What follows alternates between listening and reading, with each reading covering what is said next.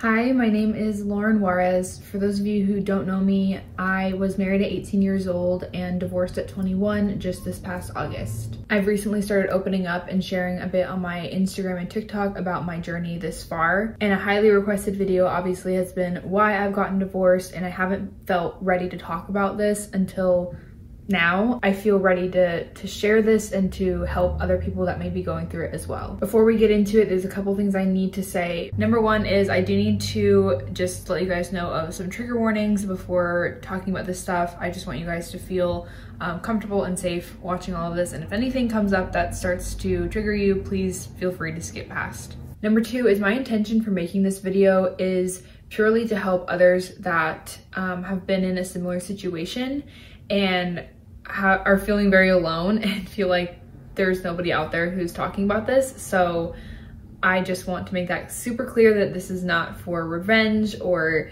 to try to exploit or expose my ex-husband or any of that. I just purely I'm trying to help, and I feel like nobody talks about this. And I really feel led and encouraged to continue to speak out about this because it's wrong. This continues to happen because people don't speak up. And number three is it's been almost 7 months since we separated in May. I have taken a lot of time to process and start to heal from the situation. So if it sounds or comes across like I'm speaking about this very easily and comfortably, I've had to tell my story to people in my life several times. So I'm kind of used to talking about this, and it's not something that I get like crazy emotional about anymore. And I wanted to wait until I wasn't like that to film this video so that I can just speak clearly and concisely and just get my story out there without a whole lot of emotion involved. So we met in middle school but didn't really have a relationship or friendship at all. I think we had spoken a few times and had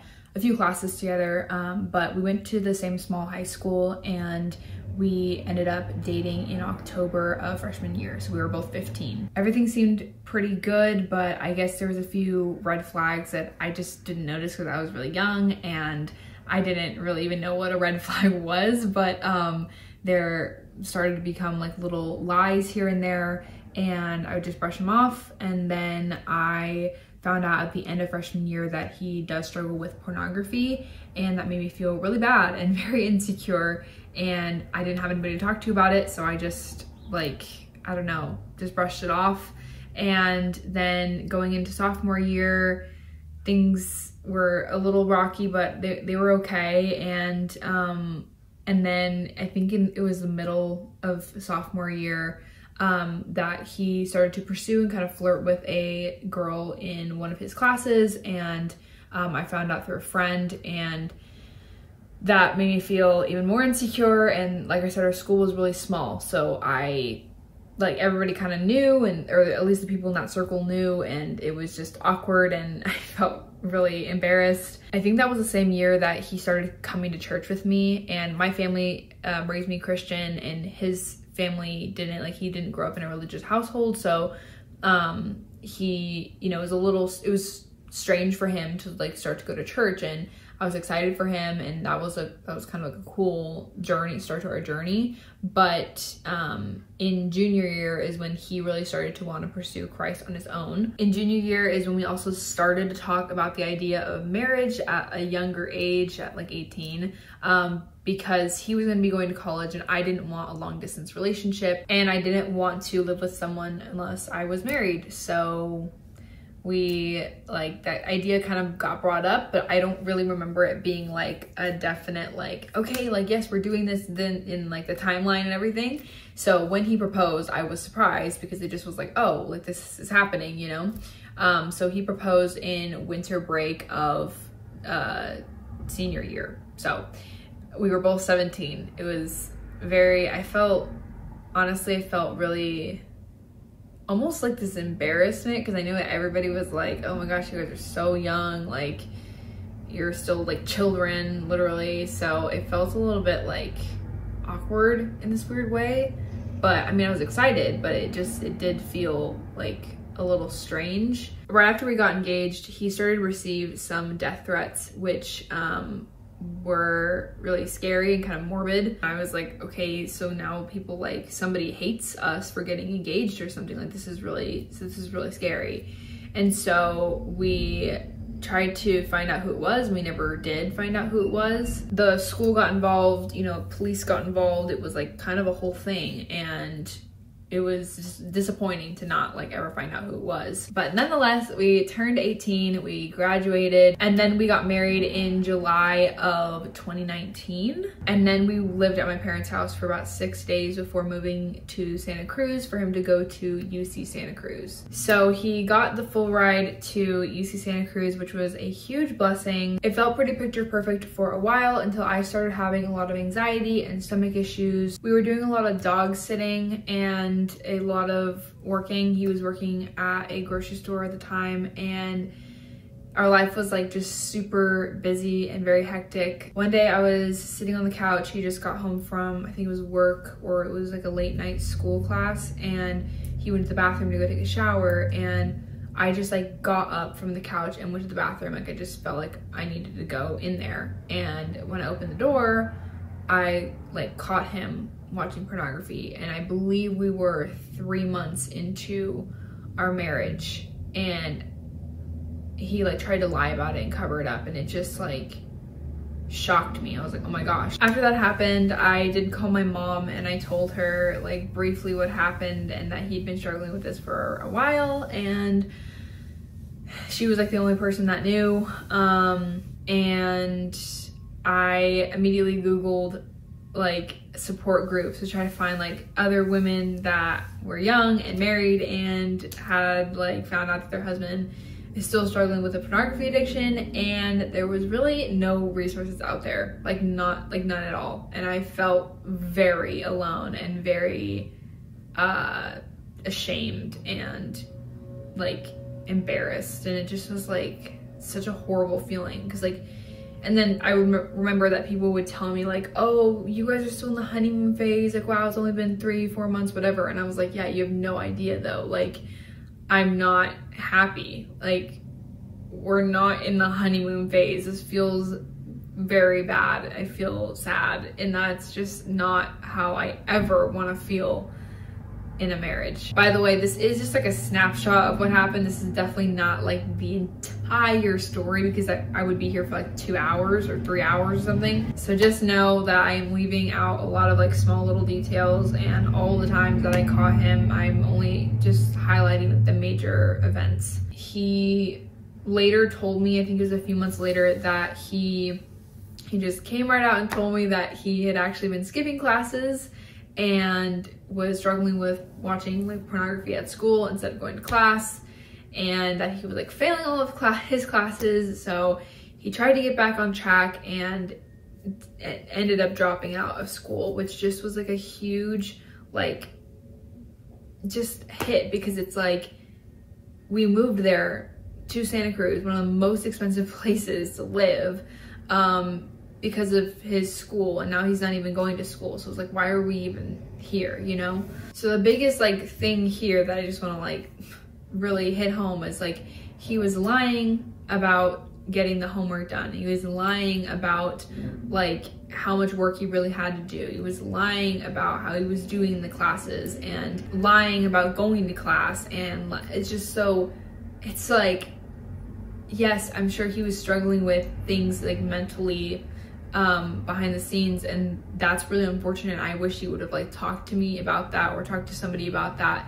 But it's all the lying that he did that really adds up and just makes you like, I can't trust you, you know? So he started just going to work all the time, and he came home from work one day and just told me that he got fired. And it was he randomly got fired, and it was wrongful and everything. So he was just trying to find another job, and we told all of our family that he was wrongfully fired and all of this stuff. And so it was really shocking, and that was our main income. And so I felt like, what are we gonna do, you know? He got a job at a hotel as a front desk agent, and in May of 2020 told me that he just came home and straight out told me that he was struggling with pornography still, and that he had been watching pornography several times at work in a shift, and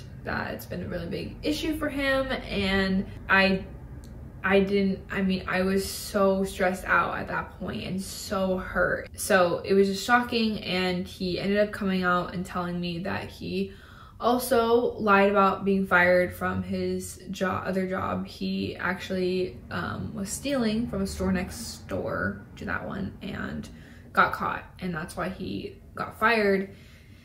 And I was just like, cool, like my husband's a criminal, like, or, you know, I'm like, what else, you know? So now he's stealing, and then he told me like he's been struggling with stealing forever, and that he, like, this is something that he struggles with, and I didn't even know getting married to him. And it just, you feel like you know someone, right? I was with him for years, and I had no idea that he struggled with stealing. So my mom came over to the apartment to kind of like just be with me, and she just wanted to come to visit, but ended up being that she was kind of there to help support me, like, as I was, you know, really struggling with this. We talked about the death threat situation that happened in high school. I ended up putting all the puzzle pieces together in this crazy, like, flashback, which I definitely feel like was the Holy Spirit, like, helping me to put together pieces. And basically I realized that he was the one that did the death threats in high school, and I confronted him about it, and he did admit to doing all of that and said that it was for attention. And I don't know, it just is so weird, because when you're with somebody who is so quiet and like seems like he doesn't want the spotlight on him, it feels so strange that he would have done something like that, you know? It doesn't make sense to me at all. I felt super alone. I felt like I don't know what to do. We just got married, we can't be getting divorced already, you know?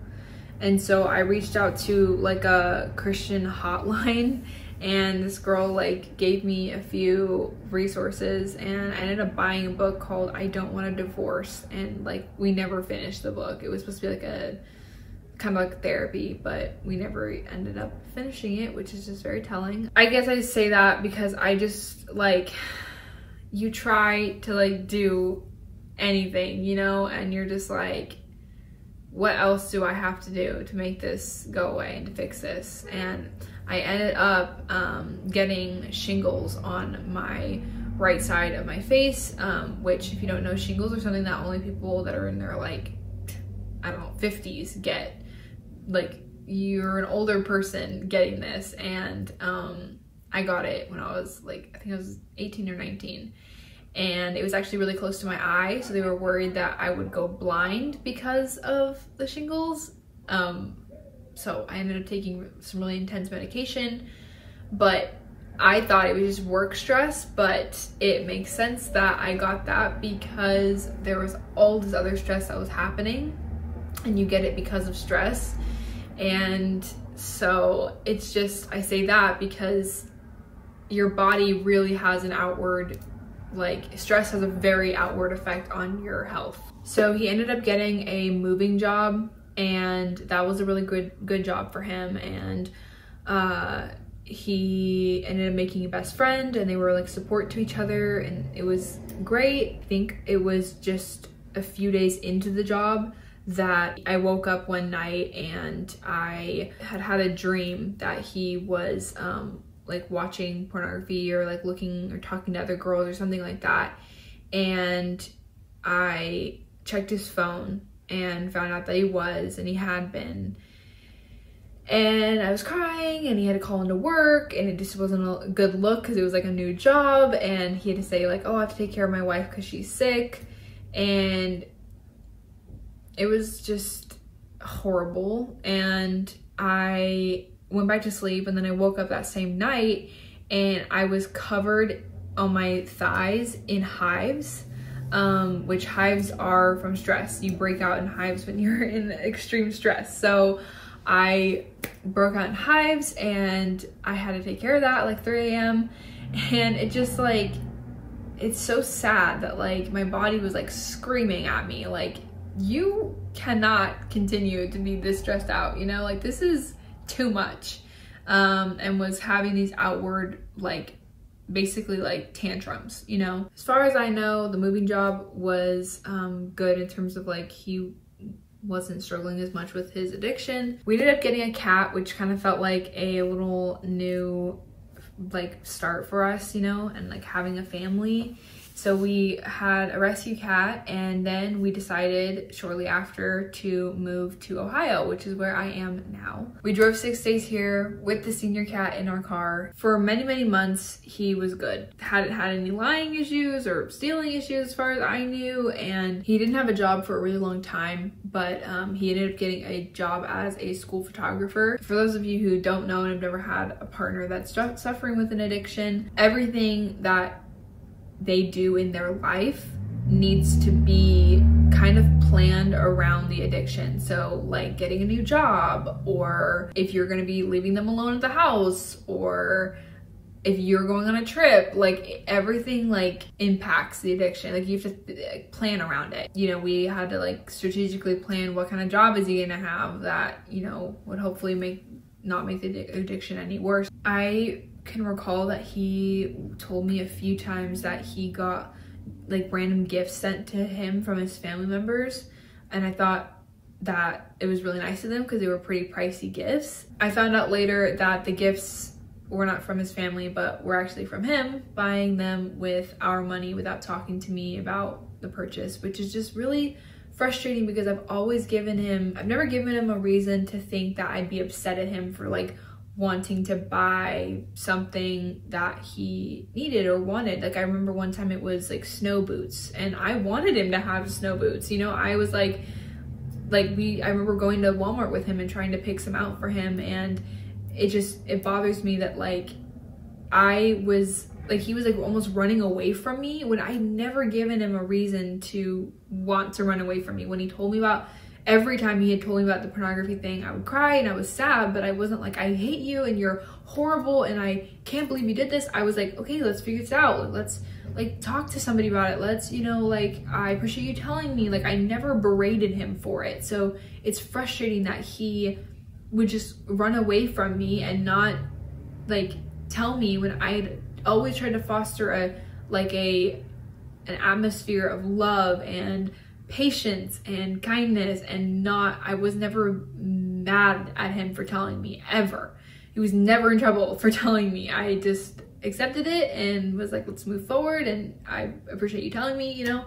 So, you know, so basically he was using our money to buy gifts, which feels like stealing to me. And so with that and with the lying and the porn, it's just like, why couldn't he just like realize that I never got mad at him, not once, for any of the things. I just felt sad. He got that job, and then he ended up leaving it a few months later to find a new job, just like better pay, better hours or whatever. He ended up getting a job at a dealership as a car photographer, which we felt like was a huge blessing because it's something that was like more like something he was passionate about and like interested in. I can recall that little lies started popping up like in between him working the first job that he worked here and then the second job. Those made me feel very unsure, like maybe he's going to tell me that he's like struggling with things, maybe I'm gonna find something. I remember one time I was hanging up my towel and I just like paused and thought to myself, I was like, it's been months. It's been so long, I don't even remember the last time that he told me something had happened. And what if he just drops the ball again and tells me like, hey, I've been struggling for this many months and you didn't know, and you know, like, and I was just thinking to myself, like, that would be catastrophic, that would be horrible, like, but nah, he's probably good. He's probably really healed from this. Like, it's been so long. I trust him. I believe that he's gonna change. And that brings us up to a little more of current times. After he got the car dealership job, I started to feel really alone in my marriage, and it kind of came out of nowhere. He had his birthday, which I tried to make very special and very like, yeah, I just tried to make it really special because he had to work that day. So I took him out to dinner and everything. And I remember it was the next day I wrote in my journal, it was on May 3rd. I have it written down right here exactly what I said. I said, I feel I don't know who my ex-husband's name is. I feel like I'm strangers with him. I've been feeling awkward and not myself. So again, this is before I knew of anything happening again. Like this had been, it was months and months and months of him being good. And like, it makes me like really sad that I wrote that in my journal, because when you're married, you should always feel safe and always feel loved and not alone. And that's why you get into a partnership with someone. And so for me to be like, I feel so sad and so alone and awkward, just the feeling of awkwardness around him.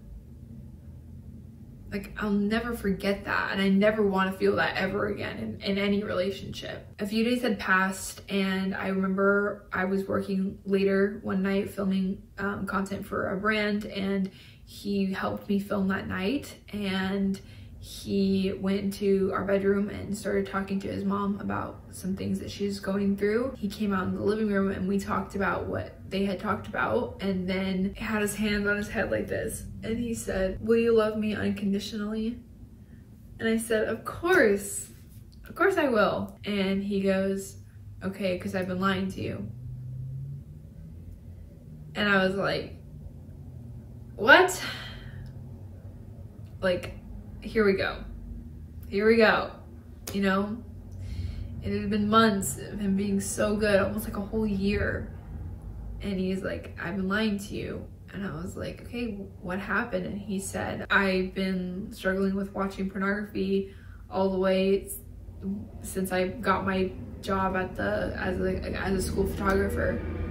Like, I've been struggling with watching porn at like all my jobs." So that job, the new job, he had been at that new job for I think a month or two. So I just was I was like surprised, but also not. I guess I just felt like really let down, and like I let my guard down as well. I remember sitting there on the couch hyperventilating, and then I just like fell to the side and passed out. And like, it was like my body was like, you have nothing left to give. Like, you have nothing left to, there's no,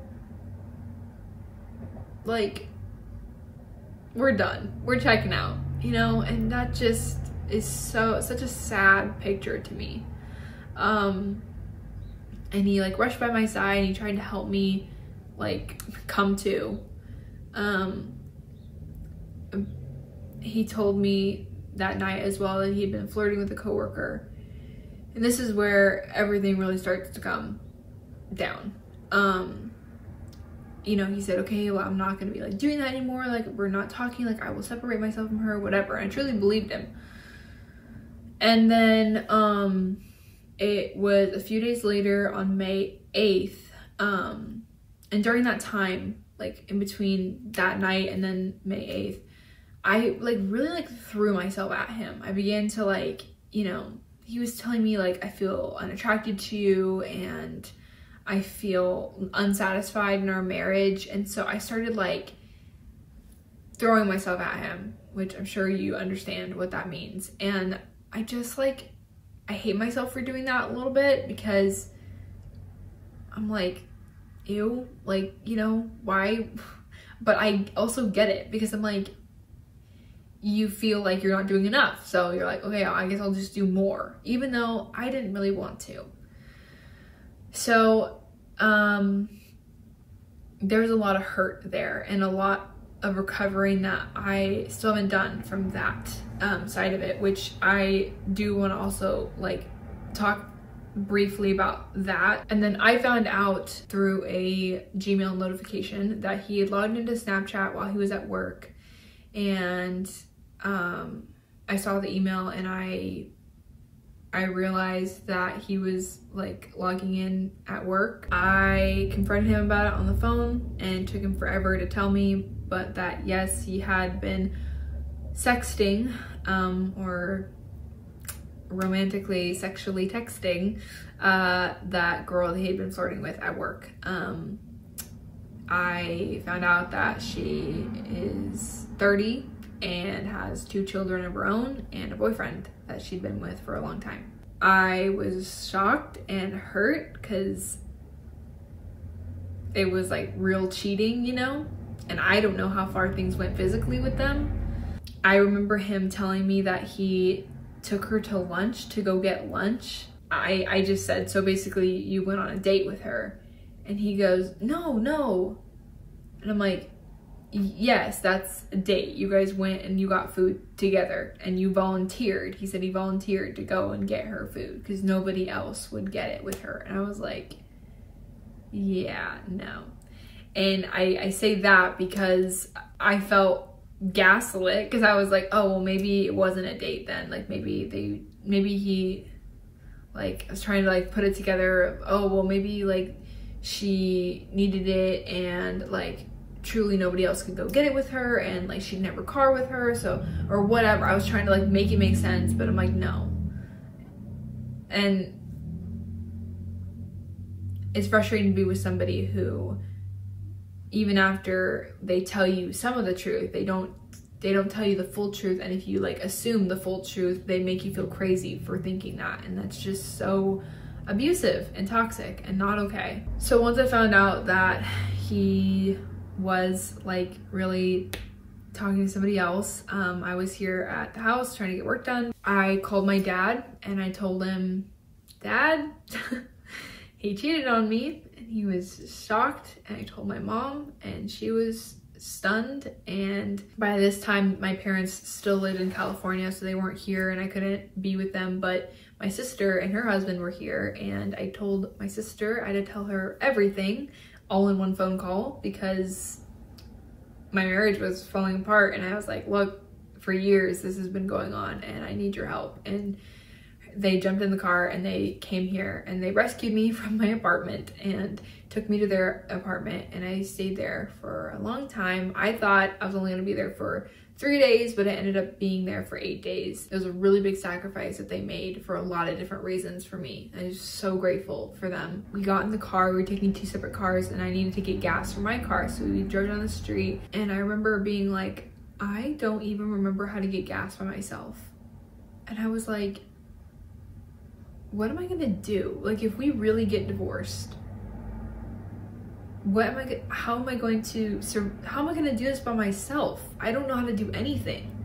I like, he's like my oxygen. Like, I don't know how to sleep alone. I don't know how to eat alone. I don't know how to like do activities by myself. I don't know how to get gas. I don't know how to like groom my cat by myself, like cut his nails. I don't know how to take out the trash by myself at night when it's dark and I'm scared or I don't want to, or, you know, I was like, what am I gonna do? So I remember we get to the gas station and my sister's husband shows me how to do the gas pump. And I remember him saying, it's okay, Lauren, we'll take care of you. You're gonna be okay. And I just like, I needed it to hear that so badly because I was so afraid. I just like cried so much that night. I remember crying to my sister and being like, I like being a wife. I want to be a wife. I don't not want to be a wife. I like my life. I don't want it to change, you know?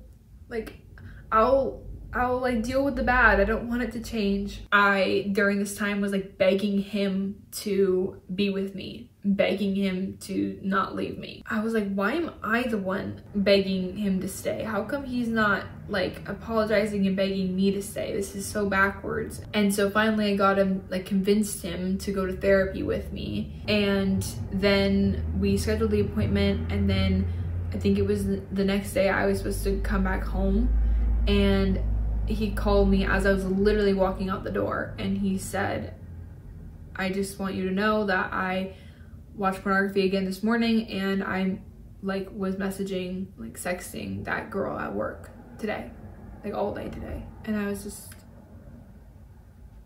was just, there's like no words, you know? I think I said, okay. I was just like, I'm not surprised, like, you know?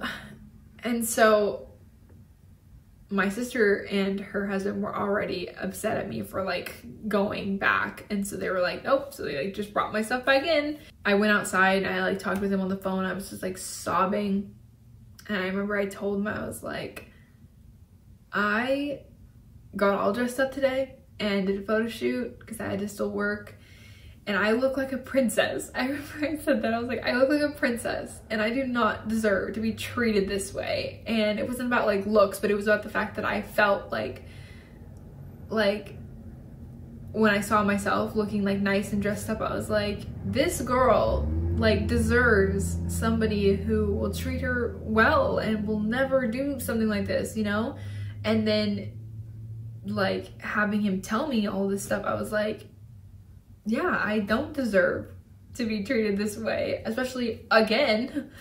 And something like clicked in his mind and he like switched in an instant to like being like overly apologetic and like really sad instead of like numb.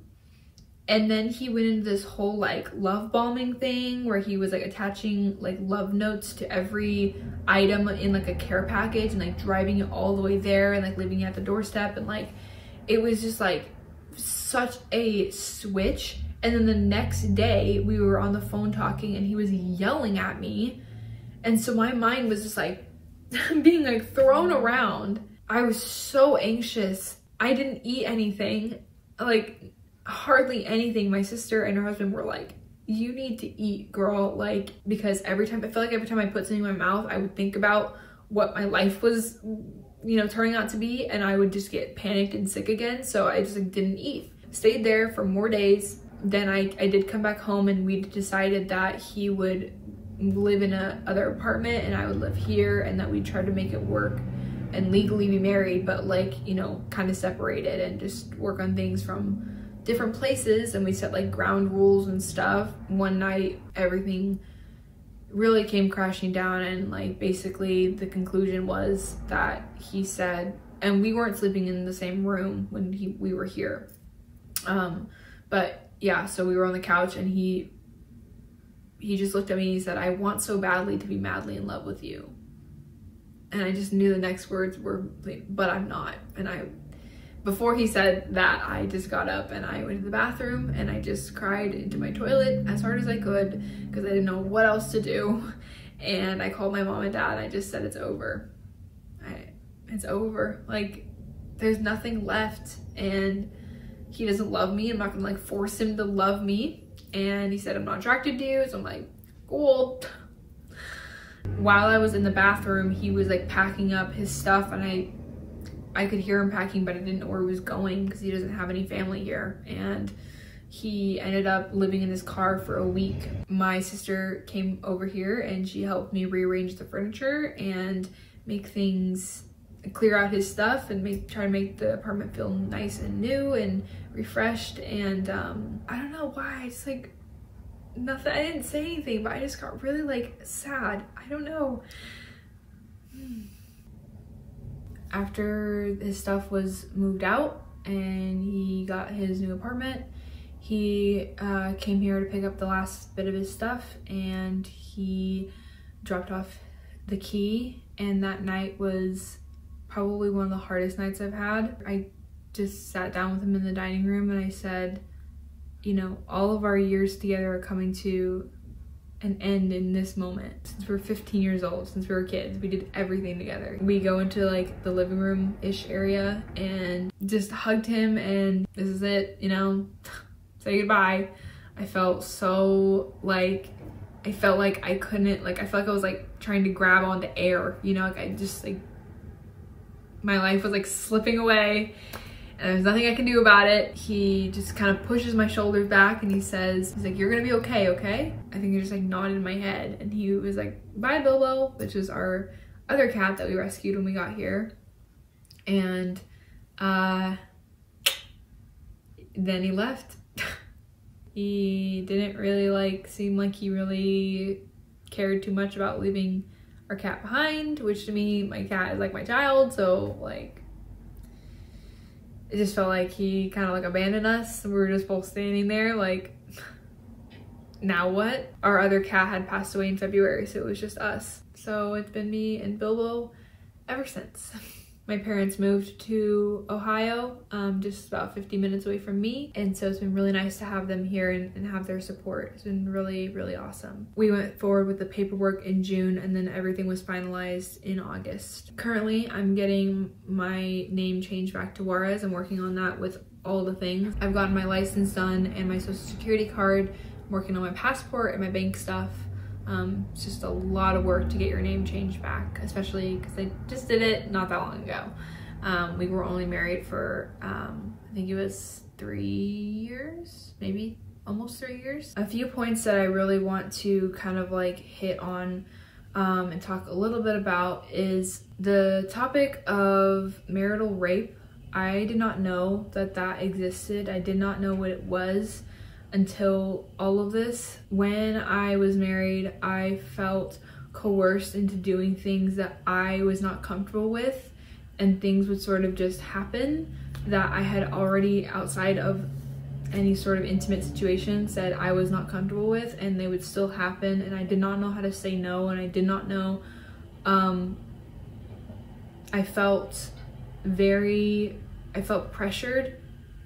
And it was this weird situation where like he always somehow made me feel not pressured, but then talking about it with my like family and close people in my life, have come to realize that it was manipulation and it was coercion, and that's why I didn't feel pressured, but I ended up being pressured. I have linked resources down below for several of the topics that I've talked about, but especially for topics of marital rape, because it's not talked about enough and it is really hard to decipher because you're married to them. The other point that I just want to drive home is that throughout this entire marriage and relationship and situation, I feel that God was patient with me and revealing to me, and he revealed a lot to me through dreams and through not visions, but you know, like memories, and gave me a lot of foresight into finding things out. And he never ever left my side and was with me on my darkest nights and is still with me today. He will always go before us, and he gives us joy and peace and comfort when we have none. Can't tell you how many times I've just cried out to him for comfort, and I felt instantly like I'm less afraid and that I have a best friend anytime I need him. And so I think in some ways it's pretty incredible that I'm still a believer after all of this. And I'm not gonna lie to you, I've been mad at God countless times during this whole thing, but have ultimately come to realize that he is working all of these things out for good, and he gives beauty for ashes. So I feel like he's a pretty cool dude. And I want you to know that I am praying over you. I'm praying for you. You're not alone, and you're never alone. And I just want to say a quick prayer for you before I end this video. Dear Heavenly Father, I pray over anybody who's watching this today. I pray that you give them peace in their hearts and joy. And I pray that you would comfort them in any times of trial or uncertainty and fear. Jesus, you just be that peace and that home that they need, Lord. I pray that you will direct them to the right people and give them the right resources to get through this. And it's in your name that we pray and we trust. Amen. If you guys want to continue to follow my journey, I'm posting more on my Instagram and my TikTok, and I'd love to have you there. Talk a lot about self-love, self-care, and learning to live on your own, and also divorce. So I hope that you guys have a beautiful rest of your day, and I'll talk to you very soon.